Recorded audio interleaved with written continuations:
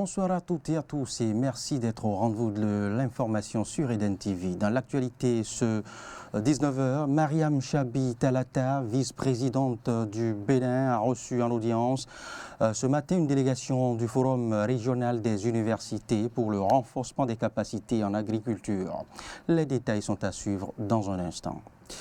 Il sonnait 2h30 ce jour quand Joël Frédéric Aïvo a été fixé sur son sort.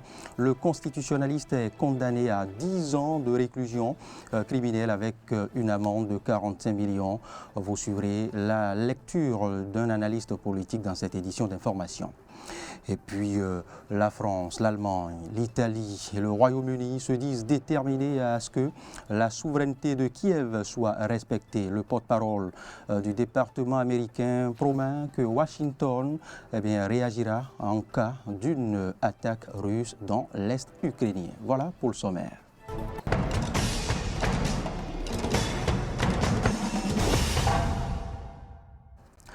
Je vous en parlais en titre. La vice-présidente du Bénin a reçu en audience ce matin une délégation du Forum régional des universités pour le renforcement des capacités en agriculture. Rue Forum, c'est dans le cadre de la conférence triennale 2021 qui se tient à Cotonou. Mariam Chabi Talata est revenue sur les actions que mène le gouvernement de Patrice Talon pour la promotion de la femme dans le domaine agricole. Au terme de l'audience, le professeur Amena Giri Fakim, ancienne présidente de l'île Maurice, a évoqué les objectifs de cette visite. Elle est au micro de Juste Aimé Defodji. Je suis à la première visite à la République du Bénin sous l'invitation du RUFORUM, qui devient une instance très importante, un très important réseau des universités de la région avec le point focal, c'est l'agriculture. Alors aujourd'hui, nous avons une très bonne réunion avec Madame la vice-présidente de la République et elle a axé son intervention sur toutes les initiatives qui sont prises par l'État et aussi par la présidence et aussi à son niveau, au niveau de son bureau, pour la promotion de la femme. Alors pourquoi je dis la promotion de la femme? Parce qu'on sait bien que l'agriculture a un visage féminin et former la femme dans ce secteur, c'est former la sécurité alimentaire. C'est former aussi la nouvelle génération parce que moi, à mon niveau personnel, je dis tout le temps que ce secteur, c'est le secteur phare pour le continent africain. C'est un secteur qui promet au niveau de l'innovation, la création d'emplois, entre autres plusieurs activités qui peuvent se faire au sein de l'agriculture. C'est un secteur que moi je considère très important. Important parce que le continent africain recèle des terres agricoles. 60% des terres arables du monde se trouvent sur ce continent. Mais ce qu'il faut aussi réfléchir, c'est qu'avec le changement climatique, il faut bien comprendre que le secteur de l'agriculture africain repose sur la pluie, l'irrigation naturelle, et ça doit changer. Et ça va se faire changer aussi en fonction de l'investissement qu'on fait dans ce secteur. Au Bénin, on a ce forum qui regroupe plusieurs pays qui sont présents, plusieurs universités, plusieurs recteurs et chercheurs, enseignants-chercheurs. Donc on va le temps de vraiment regorger un peu, recentrer les discussions sur ce secteur, les défis et aussi les opportunités que ça présente pour la jeunesse africaine. À l'issue du procès du professeur Joël Aïvo, l'analyste politique Olivier Michel Descampos a opiné. Il était l'invité sur l'émission Matin d'Éden de ce jour. Il revient sur les grands enseignements à tirer de cette affaire qui oppose Joël Aïvo à la justice béninoise. Est-ce que d'une affaire politique, on doit forcément aboutir à peut-être un procès politique, là, qui échapperait d'office donc à toute règle de droit applicable et pour aboutir finalement à un verdict qui serait politique. C'est là toute la question. La question essentielle. C'est là la question essentielle. C'est là qu'on pourrait comprendre ceux-là qui évoquent l'idée d'un procès politique. Peut-être que leur crainte finalement, c'est de voir que l'affaire politique finalement débouche sur le procès politique et finalement le verdict politique. Alors, on a tous un peu suivi les réquisitoires, les différents arguments des uns des autres, des accusés, des avocats. Et ce qui est quand même assez frappant, pour ma part, c'est je dirais, un peu la faiblesse de certains arguments. De certains arguments. Je me serais attendu à vraiment des déclarations, des éléments beaucoup plus accablants. Des éléments plus accablants. Oui, des choses beaucoup plus poignantes, c'est-à-dire qui ne laisseraient de place à aucun doute, en fait. On s'attendrait à ce qu'il soit plus éclaboussé. Voilà, une sorte de preuve palpable de choses écrites. Mais là, je pense, on est resté un peu Mais en est-il moins? Oui, bon, en tout cas, c'est vrai qu'on n'a pas été, c'est vrai que je n'ai pas été personnellement dans la salle d'audience suivre le procès. Je l'ai suivi sur les réseaux sociaux, comme je pense la plupart des gens. Mais de ce qu'on entendait, des retours qu'on avait, les éléments qui étaient évoqués, laissaient beaucoup place au doute. Maintenant, je ne dis pas que les juges n'avaient pas forcément les éléments nécessaires à leur charge ou à leur décharge pour donner la décision qu'elles ont donnée. Mais au moins, en tant qu'observateur, en tant qu'analyste, je me serais attendu à vraiment beaucoup plus de croustillant, on va dire, pour être un peu sarcastique, mais quelque chose de beaucoup plus... Autrement dit, le procès vous a laissé sur votre fin. Sur ma fin, parce qu'on a dit quand même, c'est quand même un procès sur terrorisme, atteinte à la sûreté de l'État, blanchiment et tout. Bon, je me serais attendu, parce que la plupart des accusés, il y a beaucoup qui ont blanchi, la plupart des co-accusés ont carrément blanchi. Les chefs d'accusation étaient quand même bien constitués, bien intitulés. Bien intitulés, mais je pense que le contenu me laisse un peu sur ma faim. Dans la suite de cette édition d'information, nous ferons une descente dans certains marchés de Calavi et de Cotonou. Un tour au marché de Cotonou et ses encablures, et l'on note une féerie de couleurs générée par de nouveaux articles et produits, guirlandes, arbres de Noël et divers cadeaux. Mais quel cadeau offrira quel enfant, de quel âge? Élément de réponse dans ce reportage de Dorcas Awangan. Dans les villes du Bénin, pour certains, la couleur est l'élément fondamental à prendre en compte dans le choix du jouet à offrir à un enfant, fille ou garçon. Généralement, tous les sexes ont droit à des jouets. Bon, c'est nous qui faisons ici la distinction entre filles et garçons en tenant compte de la couleur. Puisque généralement on dit que la couleur rose est destinée aux filles et généralement ce qui est couleur bleue pour le garçon. Pendant que d'aucuns pensent qu'il faut offrir de simples jouets aux enfants, d'autres trouvent idéal de leur offrir des jeux de construction. Il y a des cadeaux, des jouets destinés uniquement pour la fille. Par exemple, les poupées, les jeux de perles, de tissage, de tricotage. Par contre, chez le garçon, c'est des voitures, des fois des pistolets sans bruit, non violents. Ce qui est bon de nos jours, c'est les jeux éducatifs. Il ne faut pas offrir tout type de jouets à l'enfant qui ne va pas l'aider à développer sa mémoire. Il faut offrir des jouets qui puissent leur développer l'intelligence, des jeux de construction, en tout cas des jouets qui peuvent les accompagner dans l'éducation. Ces jeux de construction sont constitués de plusieurs objets qui pourraient contribuer à l'accroissement de l'enfant. Donc nous avons des tablettes, nous avons le Scrabble, nous avons la Monopoly. Les accessoires de docteur, le livre interactif, l'ordinateur, piano, les micros. Il y a les spécimens qui sont déjà dedans et l'enfant doit construire. Vous voyez, ça va l'amener à remuer les méninges. Nous éduquons les enfants, mais les jouets, c'est plus pratique. Il faut utiliser aussi les jouets pour leur montrer en fait ce que nous leur disons chaque fois. Vous voyez un peu. Donc il faut des jouets qui puissent d'abord les aider à l'école et puis les aider à la maison pour que les parents puissent moins parler aussi. Malgré cette diversité de jouets, les clients se font encore désirer dans les marchés de jouets. Dans la suite de cette édition d'information, chants, légendes, incantations et autres principes actifs ont meublé la consultation annuelle de TOFA 2022. Interrogé samedi dernier, l'oracle a prédit prospérité, maladie, intrigue, cupidité et autres vices que, vous le savez, seuls les sacrifices pourront quelque peu atténuer. Mais voici ce que les citoyens ou certains citoyens béninois pensent du FA et des prédictions pour 2022. On aurait appris qu'il y aura la stabilité financière, il y aura un peu de bouleversement à nos frontières.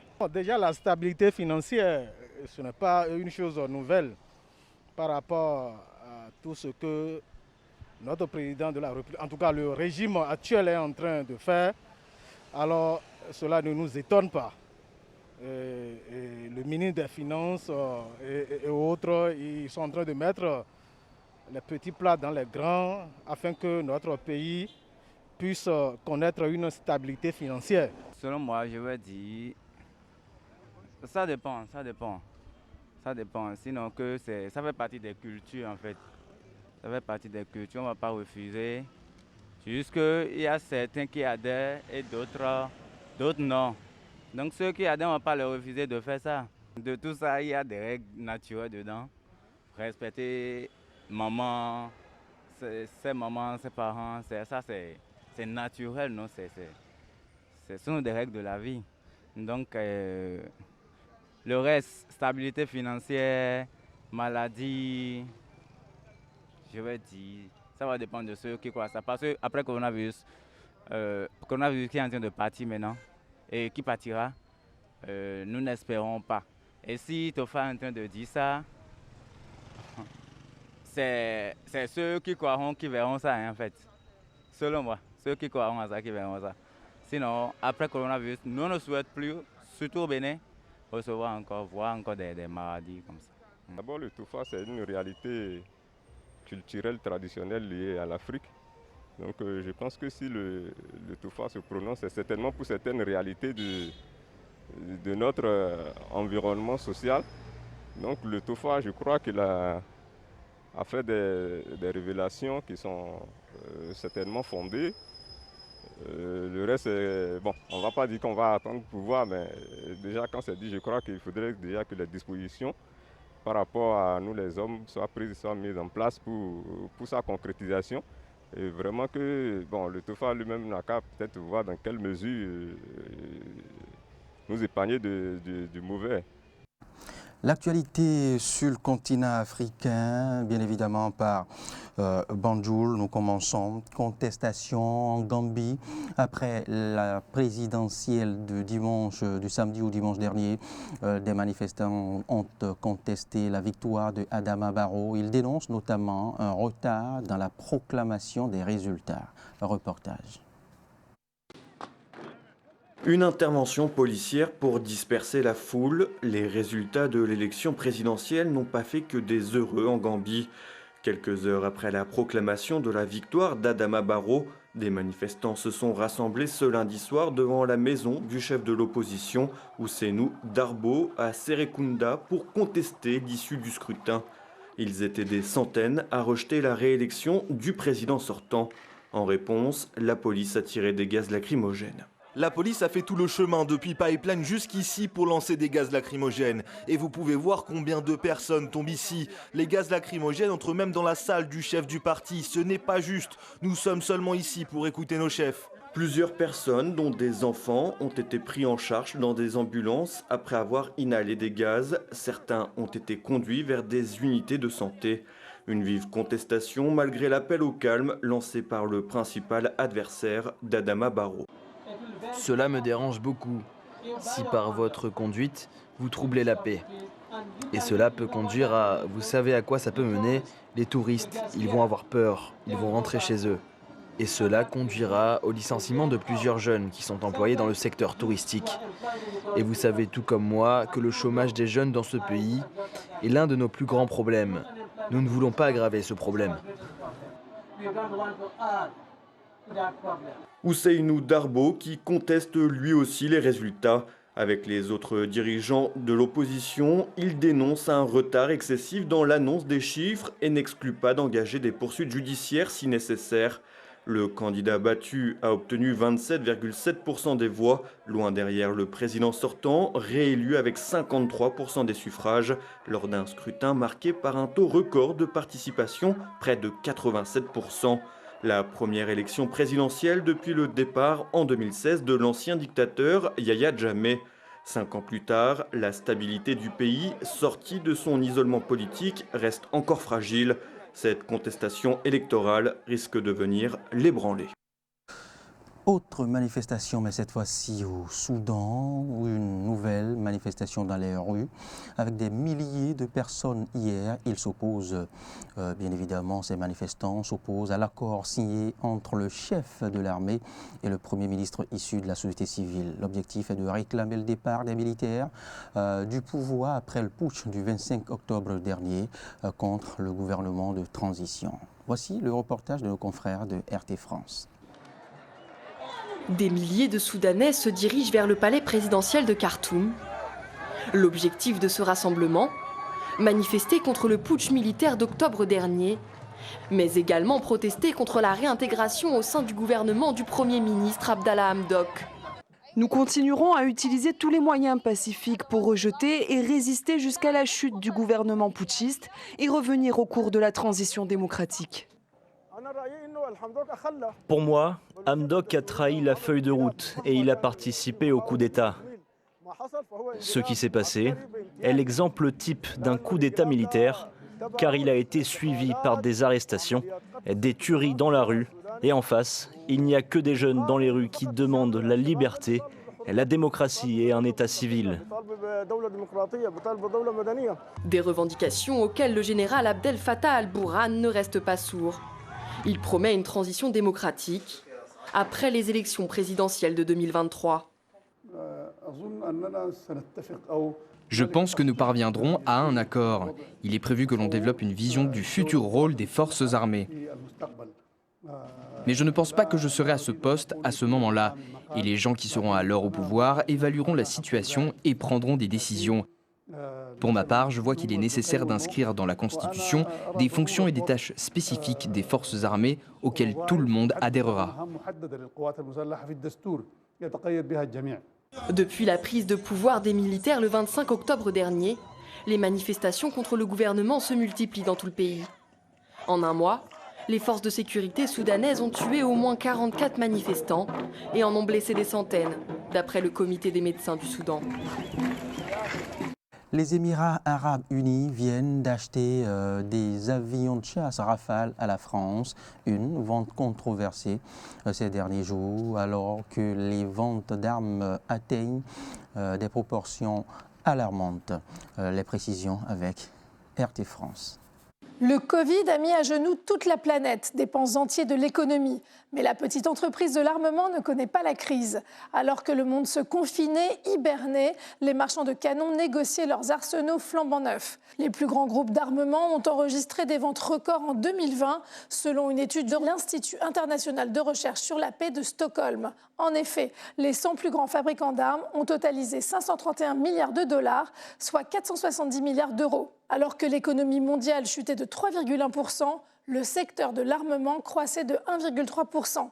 Il faut dire que ce marché a été soutenu durant la crise épidémique. Dans une grande partie du monde, les dépenses militaires ont augmenté et certains gouvernements ont même accéléré leur paiement à l'industrie de l'armement afin de limiter l'impact de la crise de la Covid-19. Qui figurent dans les 10 premiers marchands d'armes dans le monde. 6 sont américains. Il n'y a qu'une entreprise européenne dans le top 10, un britannique, et 3 groupes chinois y figurent. Les compagnies chinoises du top 100 ont vendu pour 66,8 milliards de dollars d'armes en 2020. Elles représentent 13% des ventes d'armes totales du top 100. Outre la croissance de l'empire du milieu dans le secteur de l'armement, une autre tendance est à noter. Les grands groupes américains acquièrent de petites entreprises prometteuses dans les technologies spatiales, augurant du futur de la guerre. Le marché fut donc florissant pour tous en 2020 pour les groupes du top 100, à l'exception de la Russie, qui a enregistré une perte de 6,5%, et de la France, qui encaisse moins 7,7%. Par ailleurs, en 2020, la France a réalisé des commandes pour un montant de 4,9 milliards d'euros contre 8,3 milliards d'euros en 2019, soit une baisse de 41% selon le dernier rapport parlementaire sur les exportations d'armes. Qu'à cela ne tienne, l'Hexagone compte bien revenir dans la course aux étoiles avec une vente record, celle de 80 avions de combat Rafale aux Émirats arabes unis. 16 milliards d'euros, le plus gros contrat d'armement jamais signé à l'exportation, la plus importante commande jamais décrochée par Dassault Aviation. Il s'est établi dans le cadre confortable d'un partenariat stratégique entre la France et les Émirats. On écoute le porte-parole des armées, Hervé Grandjean. Notre présence aux Émirats, c'est aussi une vigie sur l'océan Indien. Et ce partenariat est un élément clé de notre stratégie Indo-Pacifique. Ce succès à l'exportation, nous le devons à la force de nos liens stratégiques avec les Émirats, à une équipe France soudée et bien sûr à un avion d'exception. Ces 80 Rafales seront livrés entre 2026 et 2031. Une vente qui a suscité les critiques de certains politiques comme Yannick Jadot, qui estime que la France nous fait honte quand elle arme des régimes autoritaires qui méprisent les droits humains.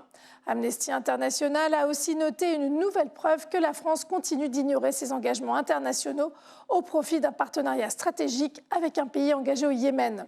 Mais Gérard Larcher, le président du Sénat, préfère le pragmatisme. La question des droits humains existe, mais si la France veut être demain souveraine, elle doit continuer à s'équiper d'armes d'excellence et à les vendre. Dans le top 100 des priorités, il y a bien les droits humains, mais ils ne sont juste pas en tête du classement, nota bene. Et avant de mettre un terme à ce point de l'actualité sur Eden TV, sortie hier soir des Européens à propos de l'Ukraine, la France, l'Allemagne et l'Italie et le Royaume-Uni se disent déterminés à ce que la souveraineté de Kiev soit respectée. Le porte-parole du département américain promet que Washington réagira en cas d'une attaque russe dans l'Est ukrainien. Élément de réponse avec RT France. Si la Russie choisit de ne pas désescalader la situation, si la Russie choisit de poursuivre les plans qu'elle a pu élaborer pour continuer son agression militaire ou pour agresser militairement l'Ukraine, pour violer la souveraineté, l'indépendance et l'intégrité territoriale de l'Ukraine, nous et nos alliés serons prêts à agir. Nous serons prêts à agir résolument. And our allies would be prepared to act. We would be prepared to act resolutely.